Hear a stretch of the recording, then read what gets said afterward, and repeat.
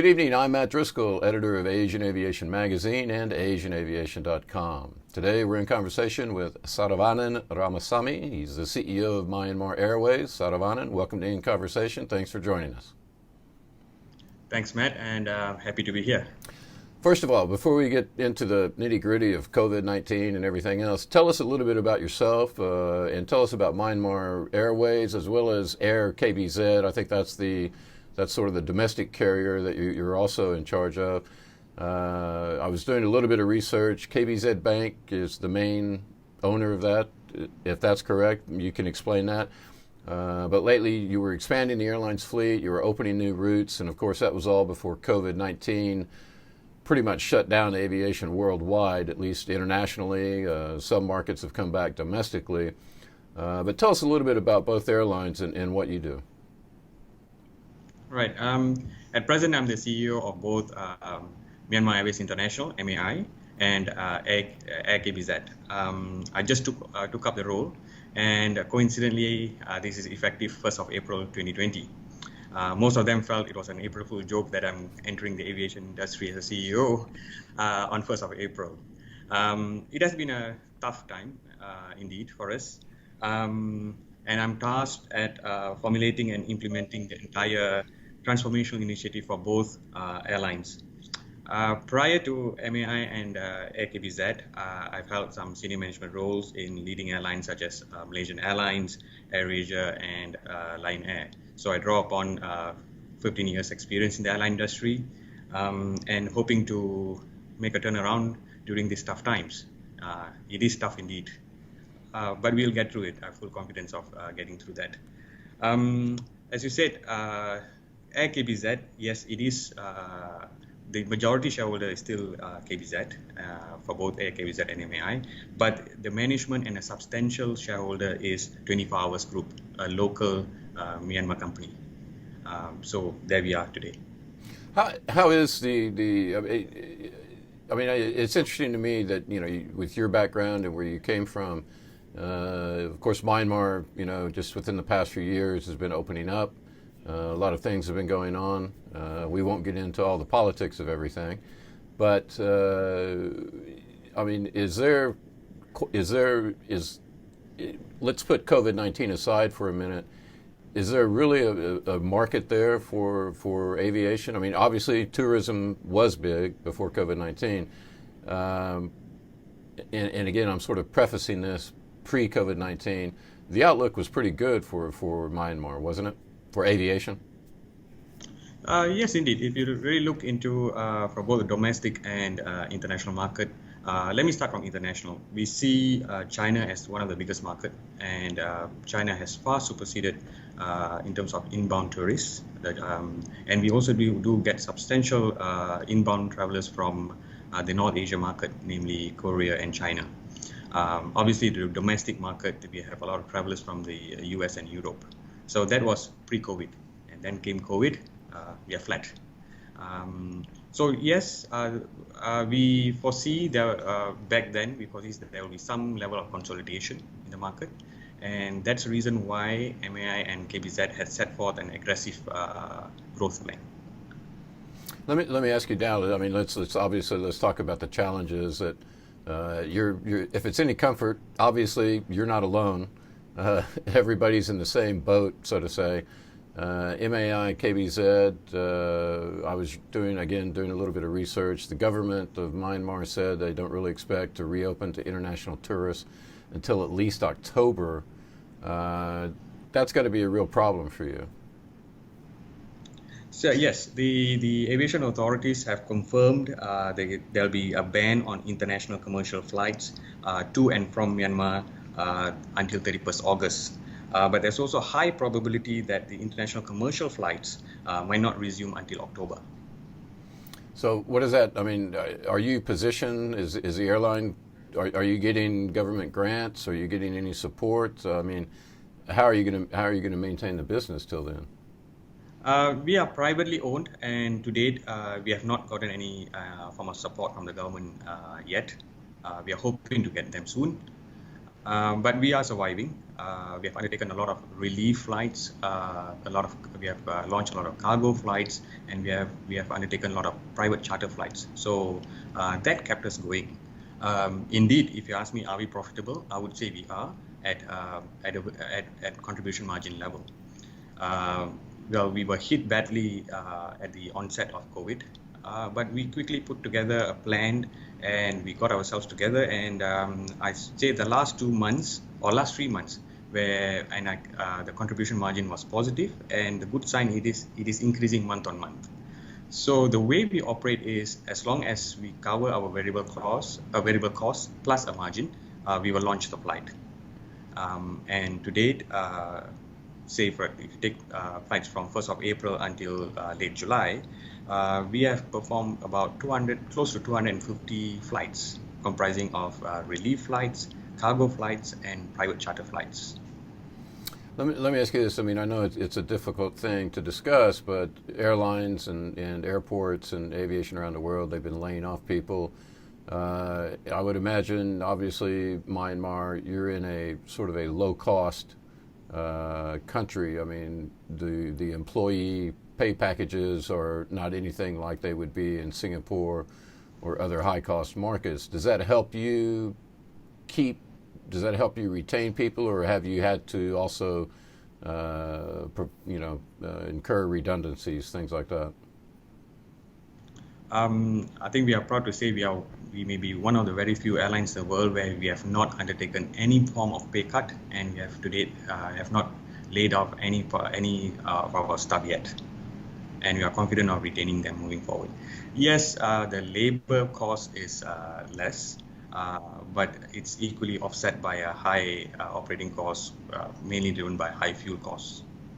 Even with oil down as much as it has been in the past year, it's still high for you? Sorry, I didn't get you that. Can we even though the oil prices have been down, in the past year? I mean, at one point, Can you repeat that? Yeah, oil prices were negative at one point this year, and so I mean, but there's still obviously there is substantial cost, but you haven't received any break from that. Are you hedged the right way? No, we don't take any hedging. We are not hedged, but the reduction in fuel cost has helped us substantially. Okay. The government also had been talking about travel bubbles or travel corridors. Pick your acronym that you want to use, with Thailand, Vietnam, Japan, Korea, maybe, also China, Hong Kong, Macau. Are those talks ongoing? Have there been any travel corridors or travel bubbles established? Well, I think the government is in talks with on travel bubbles, especially focusing on neighboring countries such as Thailand, Vietnam, potentially Cambodia and Laos. I'm not too sure about how far they have progressed with Japan, Korea, China, Hong Kong. But if you really look at travel bubbles in general, there are a lot of talks, but I don't see any concrete plans as such. Even internationally, we look at Singapore-China travel lanes. Yeah, much has been spoken about, but there's no concrete plans or implementation as such. Even if you take focus between Singapore and Malaysia, the focus has been mostly on land transfer rather than air. So this is where personally I feel a lot of effort need to be channeled by the authorities, and to make sure the implementation of the travel bubble is in place. So it's not a time just to talk, it's a time to put things into action. Let me ask you a question, because I'm curious, and I probably should have done more research about this. What is Myanmar? Is the border closed? I mean, if I wanted to come to Myanmar, could I get on a flight tomorrow, or would I have to get special permission and get a COVID-19 test and all of that? What is the current situation? So the priority is given for Myanmar national to the Burmese to come back home. International travelers by and large are banned from traveling unless it is approved by the authorities. So in my case, even I was banned from coming in, but I had a job in hand, and I had to put in my application. I had to do a pre-COVID test, and I had to be quarantined upon my arrival centrally. And I had to perform another swab test. Upon getting a negative test, I was under home quarantine for a week. So I did go through an ordeal before coming in. And I hear that those tests are not pleasant. I mean, they jab you with the thing. It's not a pleasant thing to go through. Definitely, it's not pleasant. Something being inserted into your nostrils and your mouth. Yeah. Let me ask you this. I mean, I spend a lot of time on webinars. I spend a lot of time listening to people from IATA, ICAO, the other international organizations. I mean, Alexandre de Juniac is working day and night to try to convince people to get rid of quarantines. They say that border closures don't help, but then they run across governments around the world that say, well, that's the only way we can keep, we don't want to import cases of COVID-19. Are they doing, I mean, to me, in my mind, I think they're doing enough. They're trying very hard, but I don't know what else they could do. Do you think they're doing enough? What more could organizations like that do to help the aviation industry? To say both IATA and ICAO have not done anything is an understatement. They have done. IATA have come up with their open border strategy with the main components, and likewise ICAO has also come up with their guidance for air travel. Well, I think what can be done, a lot more can be done. This is where I think IATA, ICAO, and the various government have got to come in place and say, okay, how do we standardize the travels? Now the problem is different countries have different requirements, and these requirements are ever changing. And creating a lot of confusion. So what the authorities can come in and play a significant role is by standardizing the requirements. So the travelers exactly know what need to be done and when and be more prepared to undertake the travel. Do you think to do away with the controls? I think it's too early. I've seen countries where they have relaxed the entry, and suddenly they see a surge. And they quickly close up the border. I think it has got to be done progressively, but it has got to be there got to be a coherent plan and a standardized plan. Let me ask you this: do you think there's one region in the world? Do you think Asia Pacific, for example, since that's what we cover? Do you think that this region is better prepared or better situated to reopen? As opposed to, I mean, the United States is a disaster area. I'm American, and it's embarrassing.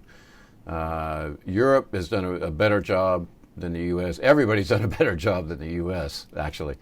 But do you think that Asia Pacific is better prepared to reopen aviation as opposed to some of the other regions? Yes, definitely we are. I think rather than looking at a very broad spectrum from Asia Pacific, if we focus within ASEAN first, I think we are better prepared.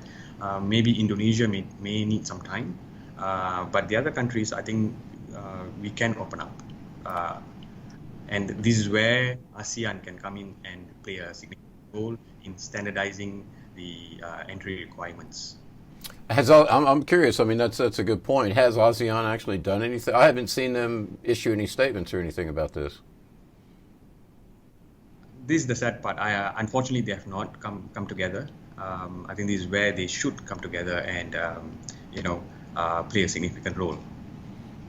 Yeah, it seems like, I mean, that's the perfect organization to help coordinate. I would have thought, but it's always difficult to get governments to agree on anything. It's not too late. Even if you take the example of Malaysia and Singapore, two neighboring countries took about 3 months to agree, and finally they've agreed on a procedure. So I think other countries likewise can pick examples, can draw examples from that cooperation and see how do they now cooperate among each other. I've got a couple of questions left, and I want to ask you, do you have any advice for your fellow CEOs in how to deal with a situation like this where, I mean, you came in on April Fool's Day, which I think is very interesting and very humorous. But I mean, it's a tough time for everybody.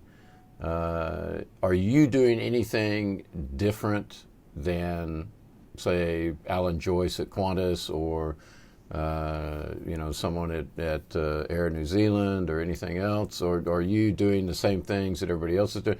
I mean, is there any advice that you can give to your peers in the industry? Yeah. So in every crisis, there's an opportunity.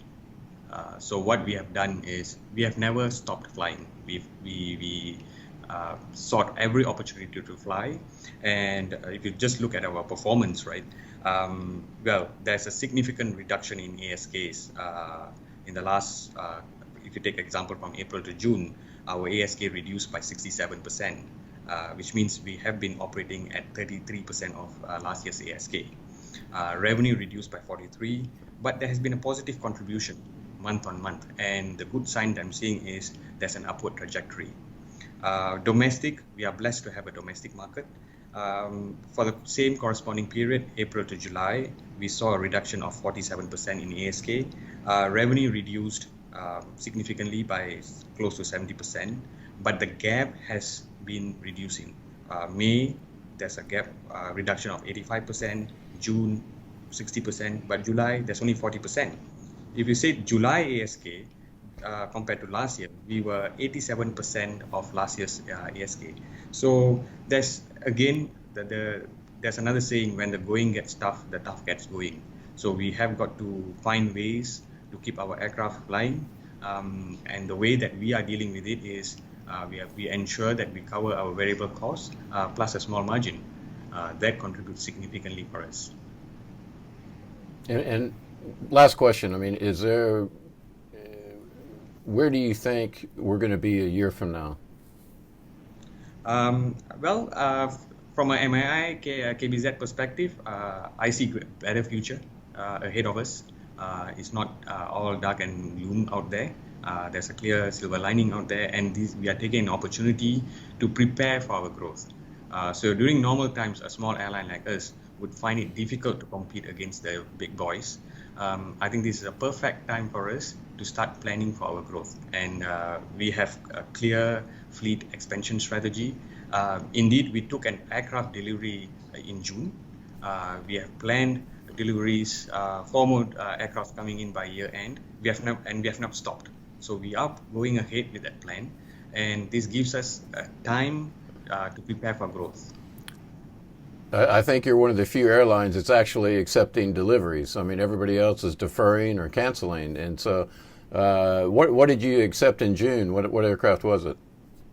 It's an Airbus 319, right. And we are expecting another 4 Embraers to come in the next few months. The Embraers? Yes. Okay. So and so you'll put those on domestic routes? A combination of domestic and regional short hauls. Okay, great. So that's the bright spot we're looking at. You're still accepting deliveries, and you think Myanmar still has a good future for aviation in spite of all this COVID-19 stuff. Definitely, it does. Okay, great.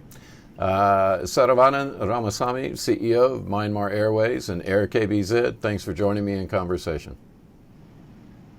Thanks, Matt. Thanks for giving me the opportunity.